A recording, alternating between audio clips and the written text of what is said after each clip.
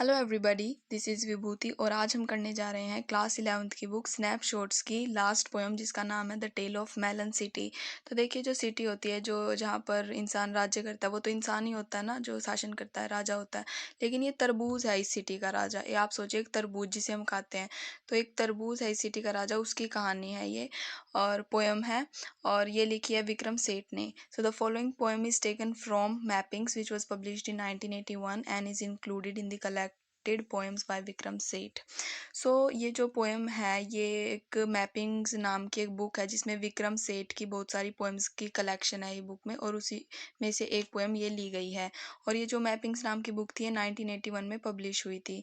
The king in this room is just and Placid. तो इस poem में जो किंग है वो जस्ट और प्लेसिड यानी न्यायपूर्ण और न्यायप्रिय और शांति प्रिय है। Does he carry his notion of justice a bit too far. तो क्या ये जो राजा है, इसमें ये अपनी न्याय करने की भावनाओं को किस हद तक ले जाता है, इस पोएम में हम ये देखेंगे। आफ्टर आइड्रिस शाह, तो आइड्रिस शाह नाम के एक टीचर भी थे, ऑथर थे, पोइट थे, और शायद ये जो पोएम है इन्हीं के टाइम में लिखी गई थी, शायद इसलिए इनको यहाँ मेंशन किया गया और इसमें इनका और कोई ज़्यादा रोल नहीं है। In the city of which I sing there was just an placid king. सो जो हमारे विक्रम सेठ जो पोइट हैं वो कहते हैं कि जिस सिटी में मैं गाता हूँ वहाँ पर एक जस्ट और प्लेसिड किंग था, यानी वो न्यायप्रिय और शांतिप्रिय राजा था। The king proclaimed an arch should be constructed. तो जो किंग होता है वो ऑफिशियली अनाउंस करता है कि यहाँ पर एक आर्क कंस्ट्रक्ट होनी चाहिए। कहाँ पर होनी चाहिए आगे देखते हैं। The triumphally would span the major thoroughfare. Span का मतलब होता है बिल्कुल अंतिम में, आखिर में, और थ्रू फेयर का मतलब होता है यानी दोनों तरफ जो है जनता है और बीच में जो रोड है वो। तो राजा कहता है नगर के प्रमुख मार्ग पर एक आर्क बनवाया जाए। आर्क होता है जैसे एक अम्ब्रेला होता है ना, ऐसे टाइप की छत हो और नीचे राजा बैठ सके, वहां से अपनी जनता को देख सके। तो एक आर्क बनवाया जाए जहां से वो जनता को निर्देश दे सके और जो कि जीत का प्रतीक हो। इडिफाई का मतलब होता है निर्देश देना और स्पेक्टेटर्स का मतलब होता है जो देख रहे होते हैं।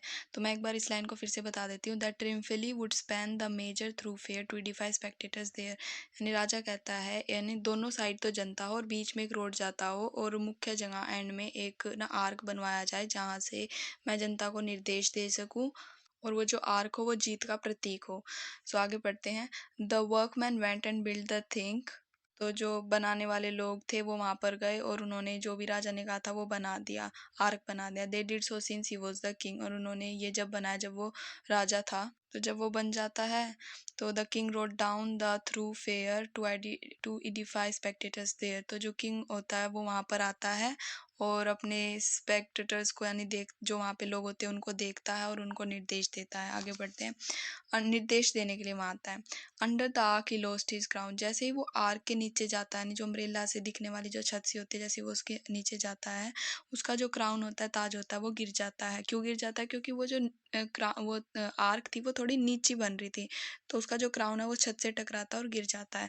The arch was built too low, ठीक है, वो नीची थी। A frown appeared upon his placid face. तो फ्राउन का मतलब होता है गुस्सा। तो राजा के चेहरे पर, अपीयर का मतलब आना, राजा के चेहरे पर एक गुस्सा आ जाता है। राजा का जो चेहरा प्लेसिड था, बिल्कुल शांति प्रिय था, उस पर गुस्सा आ जाता है। The king said this is a disgrace. राजा कहता है ये तो एक अपमान हुआ, यानी राजा का जो मुकुट है वो नीचे गया, इसका नीचे गिर गया, तो इसका मतलब अपमान हुआ। The chief of builders will be hanged. यानी जो इसे बनाने वाले वर्कर्स का जो चीफ है ना, उसको लटकाया जाएगा सूली पर। The ropes and गैलोज were arrange. तो लटकाने के लिए रस्सियां और जो तख्ते यानी वो बेंच जिस पे वो आदमी खड़ा होगा वो मंगवाया जाए। The chief of builders was laid out. तो जो बिल्डर्स चीफ वर्कर्स का जो चीफ था, बिल्डर था, वो लाया गया। He pass the king he gave a shout. जब वो किंग के पास पहुंचा वो चिल्लाया, oh king it was the workmen fault. ये मेरा फॉल्ट नहीं है, ये तो जिन्होंने बनाया है ना, मजदूरों ने, उनका फॉल्ट है। Oh said the king and called a halt. तो किंग ने कहा अच्छा, तो वो रुक गया थोड़ा। सो कोल्ड ए होल्ट का मतलब होता है फांसी देने की आज्ञा को रोकना। To the proceeding being just and placider now, he said, I must have all the workers hanged instead. यानी जो प्रीसीडिंग्स यानी जो कार्यवाही हो रही थी उसने उसको रोक दिया। बीइंग जस्ट यानी न्यायप्रिय होने के कारण वो दिखा रहा था कि वो न्यायप्रिय। उसने कहा मुझे, मैं जितने भी वर्कर्स थे ना जिन्होंने इसको बनाया, मजदूर, सबको ही मार दूंगा। इंस्टेड का मतलब इसकी जगह, तुम्हारी जगह सारे वर्कर्स को मार दूंगा। द हैंग यानी लटका दूंगा। The workman looked surprise and said, जितने भी मजदूर थे वो मतलब सरप्राइज हो गए। उन्होंने कहा, O king you do not realise, आप महसूस नहीं कर पा रहे हैं, आपको समझ नहीं आ रहा। The bricks were made of the wrong size, कि जो ईंटें थी ना यही गलत साइज की बनी हुई थी। समन्स द मैसन, तो अब जो ईंट बनाने वाले जो राजमिस्त्री वगैरह थे उसको बुलाया जाए। सेड द किंग, राजा ने कहा। The masons stood there quivering, जो मैसन्स थे, जो राजमिस्त्री थे, वहीं खड़े रहे। मतलब क्विवरिंग मतलब वो ट्रैम्बल यानी उनके पैर लड़खड़ा रहे थे, शेक कर रहे थे घबराहट के कारण। The architect was summoned, it was the architect they say, तो जो मैसन्स थे उन्होंने कहा ये हमारी गलती नहीं, जो आर्किटेक्ट था यानी जो ढांचा बनाने वाला था, जिसने कहा था ये आर्किटेक्ट, सॉरी, ये जो आर्क है ये इतनी ऊंची होनी चाहिए, इतनी इसकी गोलाई होनी चाहिए, कैसी दिखनी चाहिए, जो ये निश्चित करने वाला था ना उसको आर्किटेक्ट कहते हैं, उसकी गलती है। तो द आर्किटेक्ट वो समन्ड, सो आर्किटेक्ट को बुलाया गया। समन्ड का मतलब होता है नहीं, उसको ऑर्डर भेजा गया कि भाई तुम्हें आना है, हाजिरी लगानी है। Well, architect, said His Majesty, I do ordain that you shall be hanged. तो जब वो आ जाता है तो राजा कहता, अच्छा वास्तुकार, आर्किटेक्ट, मैं तुम्हें फांसी पर चढ़ाने की आज्ञा देता हूँ। Said the architect, O king you have forgotten one small thing, तो आर्किटेक्ट कहता है कि आप एक छोटी चीज जो है भूल रहे हैं, छोटी सी बात भूल रहे हैं। You made certain amendments to the plans when I showed them to you, यानी जब मैंने आपको ये बनाना था, ये आर्क बनाना, तो मैं आपको प्लान बताया था सारा, और आपने उसमें कुछ बदलाव किया था। अमेंडमेंट्स का मतलब होता है बदलाव करना, ठीक है। द किंग हर्ड दिस, राजा ने सुना। द किंग सो रेड, यानी जो राजा था ना गुस्सा हो गया, मतलब गुस्से आग बबूला होना, सो रेड मतलब आग बबूला होना। In fact he nearly lost his head, मतलब वो अपने होश आवाज से खो चुका था, समझ नहीं आया था उसको कुछ भी। But being a just and placid king, लेकिन एक शांतिपूर्ण और न्याय प्रिय राजा होने के नाते, he said this is a tricky thing, ये तो एक मतलब बहुत ही पजल करने वाली थिंग है। आई नीड सम काउंसिल, मुझे, काउंसिल का मतलब होता है कुछ समझाने वाली लोग चाहिए। ब्रिंग टू मी, मेरे पास लेके आओ। The wisest man in the country, जो भी इस कंट्री का बुद्धिमान व्यक्ति ना, वाइजेस्ट का मतलब बुद्धिमान व्यक्ति, उसे लेके आओ। The wisest man was found and brought, wisest man को ढूंढ लिया गया और उसे लाया गया। Nay carried to the royal court, नहीं उसे बुलाया नहीं गया, उसे पकड़ के ले ही आए बस सीधा। He could not walk and could not see, और वो जो बुद्धिमान व्यक्ति था ना तो वो चल सकता था और ना ही देख सकता था। So old and therefore wise was he, मतलब इतना बूढ़ा था क्योंकि वो ना चल सकता था ना देख सकता था, और बूढ़ा था सिर्फ इसीलिए वो बुद्धिमान था। जबकि हम देखें असल में ऐसा कुछ नहीं होता, बुद्धिमत्ता उम्र के हिसाब से नहीं नापी जाती। But in a quavering voice he said, लेकिन घबराती हुई आवाज में वो जो बूढ़ा वाइजेस्ट बुद्धिमान इंसान था वो बोला, the culprit must be punished, कि जो कल्प्रिट है, दोषी है, उसको जरूर पनिशमेंट मिलनी चाहिए। Truly the arc is was that banked the crown of and it must be hanged, जिस क्राउन ने आपके मुकुट को गिरा दिया और जो इस आर्क को बनाने वाला था उसे बिल्कुल लटकाया जाना चाहिए फांसी पर। To the scaffold the arch was led, scaffold होता है अपराधियों को फांसी देने वाला जो फंदा होता है। जैसे ही उस आर्किटेक्ट को फांसी के फंदे पर लटकाया जा रहा था, एक काउंसलर बोला, how can we hang so shame, who touched your head your majesty, वो कहता है जिसने आपके सर को छुआ उसको आप फांसी पे कैसे लटका सकते हैं इतने बुरी तरीके से। True muse the king, by now the crowd restless and muttering aloud, तो जो है राजा ने कहा तो सच बात है, मतलब जिसने मेरे मुकुट को छुआ, कोई बात नहीं, अगर गिरा है तो क्या होगा, लेकिन मैं उसको फिर मतलब सजा तो नहीं दे सकता। तो जो क्राउड था वो मतलब अब अपनी जो है बेचैन हो रहा था और आपस में बातें करने लग रहा था, बातचीत सी हो रही थी उनकी। The king perceive their mood and tremble, जो किंग था उनके हाव भाव को समझ चुका था और घबरा रहा था। And said to all who were assembled, और जितने भी लोग वहाँ थे, असेंबल हुए थे, और उन्होंने उनको कहा, let us postpone consideration of finer points like guilt, the nation wants a hanging, hang must be someone and that immediately. राजा कहता अच्छा जो दोषी है, क्योंकि दोषी तो अब मिल नहीं रहा हमको कोई भी, तो ये जो दोषी जिन जिन का दोष है उनको ढूंढने के बजाय इस पॉइंट को छोड़ ही देते हैं। जो हमारे लोग हैं, जो राज्य है, उसको सिर्फ एक इंसान चाहिए जो कि हैंग कर दे, जिसको हम यानी सूली पर लटका दे। तो इसलिए किसी ना किसी को तो हम सूली पे लटकाएंगे और अभी लटकाएंगे, मतलब किसी की गलती हो ना हो, मतलब लटकाना ही है उसको सूली पे। तो आप देख सकते हैं कितनी बेफालतू की बात वो राजा कर रहा है, वो बिल्कुल समझदारी की बात नहीं कर रहा। द नूज वो set up somewhat high, noose का मतलब होता है फांसी का फंदा, ठीक है, फांसी के फंदे को थोड़ा ऊपर लटकाया गया। Each man was measured by and by, हर इंसान को जो है मेजर किया जा रहा था कि कौन उसमें फिट आ रहा है, ठीक है, मतलब ये नहीं देखा जा रहा था कि गलती किसकी, सिर्फ ये देखा जा रहा था जो उस फंदे में फिट आ जाएगा उसी को लटका दिया जाएगा। But only one man was so tall, लेकिन एक इंसान था जो इतना लंबा था, he fitted one man that was all, यानी जो उसमें बिल्कुल फिट आया सिर्फ एक ही आदमी था बस। ही वॉज द किंग, वो राजा था। His majesty was there for hang by royal decree, so जो राजा थे उनको लटका दिया गया सूली पर। डिक्री का मतलब होता है an official order that has the force of law, यानी मतलब जो भी उनके लॉ था वो जो कह रहा था उसी के हिसाब से राजा को लटका दिया गया, क्योंकि राजा ने ही तो ऑर्डर दिया था ना कि किसी ना किसी को लटकाया जाना चाहिए। तो उसका फांसी के फंदे पर जो है लंबाई उसकी ठीक थी, आ गई और उसको लटका दिया गया फांसी पे। थैंक्स गुडनेस, भगवान का शुक्र गुजार है। वी फाउंड समवन सैड, किसी ने कहा ये बात। The minister was for if instead we had not the unruly town, तो जो मिनिस्टर से वो बोले चलो कोई ना कोई तो हमें फांसी पे चढ़ाने के लिए मिल ही गया, अगर नहीं मिलता तो जो प्रजा थी वो जो है विद्रोही हो जाती, might well have turn against the crown. Long live the king, the minister said, राजा लंबा जिए, long live the king is dead, राजा लंबी आयु जिए और किंग इज डेड, मतलब राजा मर चुका है फिर भी लोग क्या दुआएं दे रहे हैं कि राजा चिरंजीवी रहे, राजा जीता रहे। तो मतलब कितनी मूर्खतापूर्ण बातें हो रही है यहाँ पे। दे पाउंडर द डेलिमा, पॉन्डेड का मतलब होता है मल में तोलना, यानी उन सब के मन में एक डायलेमा हो रहा था, असमंजस की भावना हो रही थी। Then being practical minded man, तो एक जो प्रैक्टिकल तरीके से सोचने वाला इंसान था, send out the heralds to proclaim, जो नो अग्रदूत होते हैं, यानी जो नो बैंड बाजे ढोलक सा लेके जाते हैं पूरे राज्य में और उसको बजाते हुए कहते हैं सुनो सुनो सुनो राजा का संदेश है, वो उनको कहते हैं। तो उस आदमी ने उनको हीराल्स को कहा कि तुम जाओ राज्य में, और in his formers majesty's name the next to post the city gate will choose the ruler of our state, जो भी तुम्हें राज्य के गेट पे कोई भी इंसान जो पहला शख्स दिखे ना, उसको से तुम पूछना किसे राजा बनाए, और जिसको भी वो चूज कर लेगा ना वही राजा बन जाएगा। और जिस ये जो आदमी कह रहा है कि जिसने हिराल्स को भेजा, मतलब इसने प्रैक्टिकल माइंडेड इस बुक में लिख रखा है, लेकिन कितना मूर्ख आदमी वो खुद है। राजा का चुनाव हो कैसे रहा है, मतलब कोई आदमी गेट पे मिल जाए जो चुनाव करे वही राजा बन जाएगा। As in our custom this will be enforced with due ceremony, so as is our custom this will be enforced with due ceremony, तो ऐसी हमारी प्रथा है, इस प्रथा का पालन उचित समारोह पर किया जाएगा, समारोह के साथ होगा। A man pass by the city gate, तो जो वो सिटी का गेट था वहां से एक आदमी गुजरा। एन इडियट, वो पागल था। द गार्ड्स क्राइड वेट, तो जो गार्ड्स थे उन्होंने कहा रुको। Who is to be the king, decide, मतलब राजा कौन बनेगा डिसाइड करो। A melon, the idiot replied, और जो जो इडियट था उसने कहा मेलन यानी तरबूज। This was he standard answer to all question, and जब भी उससे कोई कुछ भी पूछता ना वो हर चीज का जवाब मेलन ही देता था, क्योंकि उसे मेलन पसंद थे, ही लाइक्ड मेलन्स।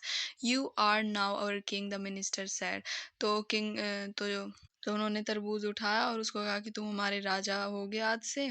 और क्राउनिंग, मिनिस्टर ने कहा तुम हमारे राजा हो गए। क्राउनिंग अ मेलन, और मेलन को ताज पहना दिया, तरबूज को ताज पहना दिया। They led carried the melon to the throne, और फिर मेलन को थ्रोन के यानी गद्दी के ऊपर ले गए। And reverently set it down, और बिल्कुल सम्मानजनक उस तरबूज को सिंहासन पे बिठा दिया। This happened years and year, हुआ ऐसा बहुत साल पहले हुआ था। When now you ask the people so your king appears to be a melon, और अगर आप अब उन लोगों से पूछोगे, तुम्हारे राजा तो एक तरबूज की बात ही दिखते हैं, ये कैसे हुआ, तो वो ये कहते हैं so how did this happen, they say well on account of customary choice, ये हमारी पारंपरिक रुचि के कारण हुआ। इफ हिज मैजेस्टी रिजॉइसेस, यदि हमारा राजा एक तरबूज होने में उसको पसंद है। If his majesty rejoice in being a melon that's okay, तो ठीक है। With us for who are we to say what he should be as long as he leaves us in peace and liberty, क्योंकि हम ऐसा कहने वाले कौन होते हैं कि उसे कैसा होना चाहिए, यानी हमारे राजा को कैसा होना चाहिए, हम तो कोई नहीं कहने वाले। जब तक कि हमें शांति और एक स्वतंत्रपूर्ण राज्य मिल रहा रहने के लिए, हमें कोई दिक्कत नहीं है। The principles of laissez faire seems to be well establish there, तो जो लेजीज फेयर के जो सिद्धांत थे, या उसका सिद्धांत था कि वहाँ पर शांति नियंत्रण, तो जो लेजी फेयर का जो प्रिंसिपल है वो यहाँ पर अच्छे से स्थापित हो गया ऐसा दिखाई देता है। अब लेज़ी फेयर क्या है? इसको आप गूगल पे देखिएगा तो ज़्यादा अच्छा समझ आएगा। वैसे इसका मतलब होता है लीव अलोन, यानी अकेला छोड़ देना, या फिर हम कह सकते हैं the policy of living things to take their own course without interrupting, यानी जो चीज़ जैसी है उसको वैसा छोड़ देना, कोई उसमें इंटरप्शन नहीं करनी, दखल अंदाजी नहीं करनी। तो ये हमारी कहानी थी। तो इसके अब क्वेश्चन आंसर्स देख लेते हैं। Question number 1 is narrate the tell of Melon City in your own words, कि ये जो हमने ये पोएम पढ़ी है मेलन सिटी की, टेल्स ऑफ मेलन सिटी की, इसको अपने ही शब्दों में बताइए। द टेल ऑफ, मैं बुक आंसर पढ़ रही हूँ। The tell of Melon City is the story of legendary king. तो ये जो the tell of Melon City है, एक लेजेंडरी किंग की, बहुत अच्छे किंग की, यानी जो लेजेंडरी था उसकी स्टोरी है। He return over a city state, he just pretended to be a peace loving person. तो वो एक सिटी में आता है और अपने आप को एक नो पीस लविंग, यानी शांति कि वो एक शांति स्थापित करने वाला राजा है, अपने आप को ऐसा दिखाने का प्रिटेंड करता है।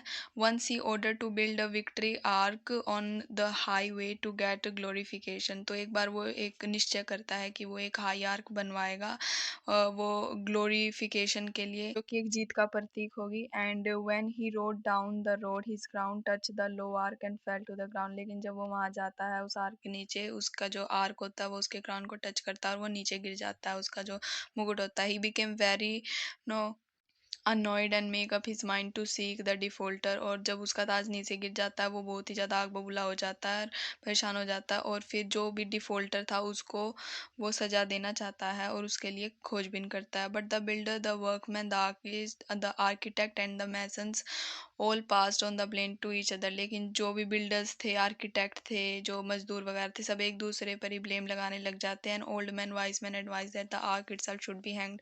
तो जो एक ओल्ड मैन होता है वो ये एडवाइस करता है कि जो आर्क होती है उसे ही, जो आर्किटेक्ट है या फिर जो आर्क है उसे ही लटका दिया जाना चाहिए। The knot was tied but somewhat high. तो जो एक रस्सी लटकाई गई और थोड़ी ऊंची लटकाई गई। Nobody but the king was found tall enough to be fit. राजा को सिर्फ राजा ही था जो उसने फिटा सकता था और कोई नहीं था। सो ही वॉज हैंग। तो राजा को ही लटका दिया गया। The minister decided that the person who will pass the city gate first will choose their next king, and it was a foolish man, and he named lemon his favorite fruit. Nobody argued because they wanted happy and prosperous life. तो जो है फिर जो एक minister कहता है कि gate पे जो भी तुम्हें दिख जाए इंसान, उससे वो ही डिसाइड करेगा कि कौन राजा बनेगा। और जो आदमी दिखता है पहला वो पागल होता है, वो मेलन नाम ले लेता है, और तो सब उस मेलन को ही ताज पहना के गद्दी पे बिठा देते हैं, क्योंकि सबको जो है अपनी आज़ादी चाहिए होती है। कोई नहीं चाहता कि लोगों के बीच कोई हस्तक्षेप करे, वो तो सिर्फ शांति चाहते थे। तो उन्होंने तरबूज को ही राजा बना दिया। What impression, question number 2 is what impression would you form of a state where the king was just and placid. मान लीजिए किसी स्टेट का जो राजा है वो शांतिपूर्ण है और न्यायपूर्ण है, तो आपके ऊपर ऐसी स्टेट का क्या इंप्रेशन पड़ेगा। The this poem presents an interesting story. ये जो पोइम है एक बहुत ही इंटरेस्टिंग रोचक कहानी दर्शाती है। It tells us about an idiot king who pretends to be just and placid. ये जो कहानी है, ये पोएम जो है एक इडियट किंग के बारे में बताती है जो कि सिर्फ दिखावा करता है शांत होने का और न्यायपूर्ण होने का। He had build an arch on a high way and it was build low, so his ground fell down, then he order to hang the criminal.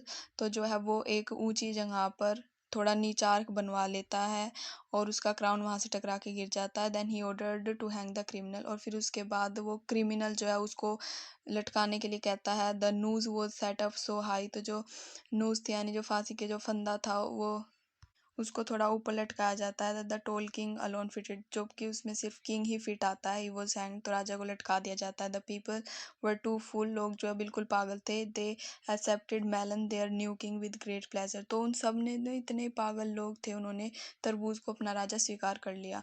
Question number 3 is how according to you can peace and liberty be maintain in a state. Peace का मतलब शांति, liberty का मतलब आज़ादी। तो आपके अनुसार, तो आप एक ना कैसे एक स्टेट में शांति और आज़ादी को मेंटेन कर सकते हैं।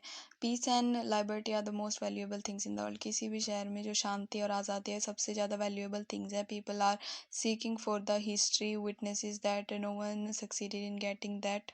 बहुत सारे इतिहास में उन्हें देखा, लोग आए जिन्होंने गुलाम बनाना चाहा, लोगों से उनकी आज़ादी छीननी चाहिए, लेकिन ऐसा नहीं हुआ। We all want peace and liberty among ourself. हम सभी आज़ादी और पीस चाहते हैं अपने अपने लिए, अपने आसपास। I think peace and liberty can be maintained under the presence of strict democratic rules. और मुझे लगता है कि जो पीस, शांति और लाइबर्टी यानी आज़ादी जो है वो मेंटेन की जा सकती है सिर्फ एक डेमोक्रेटिक कंट्री में यानी लोकतांत्रिक देश में। हमारा जो इंडिया है वो एक लोकतांत्रिक देश है क्योंकि यहाँ पर जनता ही अपने प्रधानमंत्री का वगैरह का चुनाव करती है।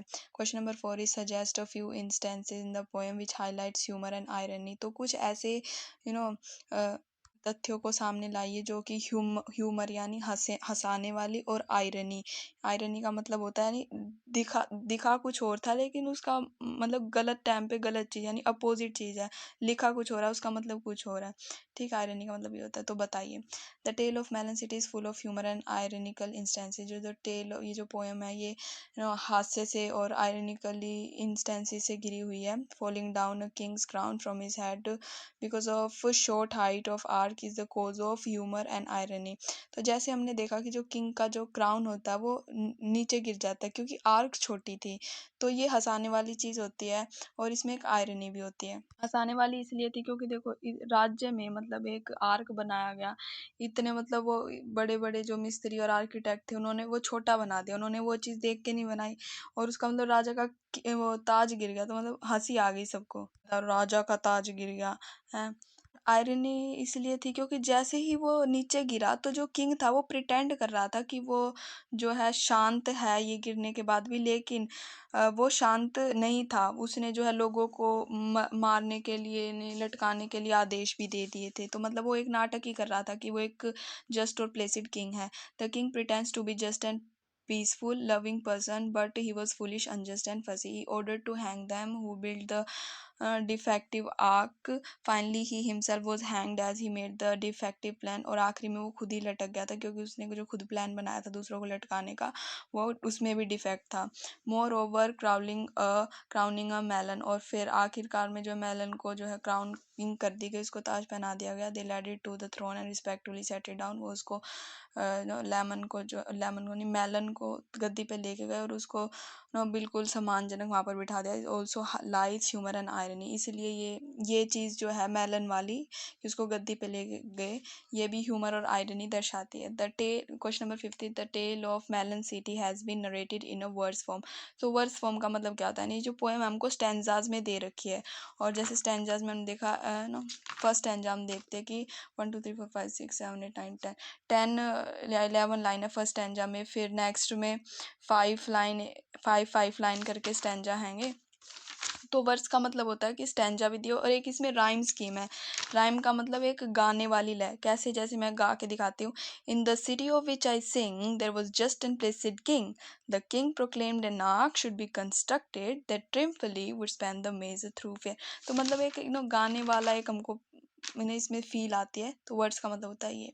तो ये जो टेल ऑफ मेलन सिटी है वर्ड्स में नरेट की गई है। This is a unique style which leads extra charm to an ancient tale. तो जो एक बहुत एंशियंट पुरानी जो ये टेल हैगी, तो ये एक यूनिक स्टाइल यानी कि इसमें अलग तरह का मनमोहक रोचक बात होती है। Find similar example in your language, share them in class. तो वैसे आपको इस पोएम में कहाँ का लगा कि राइम है और स्टैंजा इसमें आपको दिखे? जो भी आपको लगता है अपनी क्लास के साथ शेयर कीजिए। The tell of Melon City is a humorous poem. जो ये पोएम है ये ह्यूमरस पोएम है, हंसाने वाली पोएम है। It makes fun of a foolish king who pretends to be just and placid and loving. तो इसमें जो राजा होता है उसको फुलिश दिखाया गया है, लेकिन जो कि मतलब ऐसे दिखाता है कि वो एक बहुत ही पीसफुल और जस्ट प्लेसिड किंग है। Is a tyrant ruler one, है वो एक तरह से तानाशाह है क्योंकि वो सबको लटकाना चाहता था जैसे किम Jong Un. And people of kingdom are easily managed. और जो किंगडम के लोग हैं उनको आसानी से संभाला जा सकता है। People take no interest in their kingdom. जो लोग हैं उनको अपने राज्य में कोई इंटरेस्ट ही नहीं है। The poem has been narrated in such a manner that it lands extra charm to an ancient still. मतलब पोएम को किस तरीके से रखा गया है, सामने प्रस्तुत किया गया है कि एक अलग सा ही इसमें चार्म, मन मोह लेने वाली ऐसी पोएम लगती है। It highlights humour and irony. ये ह्यूमर यानी दोबारा से हंसाने वाली और आयरनी दिखाती है। आयरनी भी 3 प्रकार की होती है, सिचुएशनल, वर्बल एंड ड्रामेटिक। लेकिन मतलब जैसा एक जैसा ही होता है, बस ये है कि जैसे ड्रामेटिक में ड्रामा कर रहे हैं, लोग देख रहे हैं उसको, ठीक है, लोगों को तो पता है क्या होने वाला है लेकिन जो करेक्टर उसको इसको छोड़ दीजिए अभी। It has been narrated in a verse form. और ये वर्स फॉर्म में दिखाया गया यानी इसमें स्टैंजाज भी है और राइम भी है। So now the question answers and the poem यहीं पे ख़त्म हो जाती है. So if you have any question about this poem, put it in the comment box. I will answer that. And if you like my video and want these types of video more, so please do like, share and subscribe to my channel. Thank you.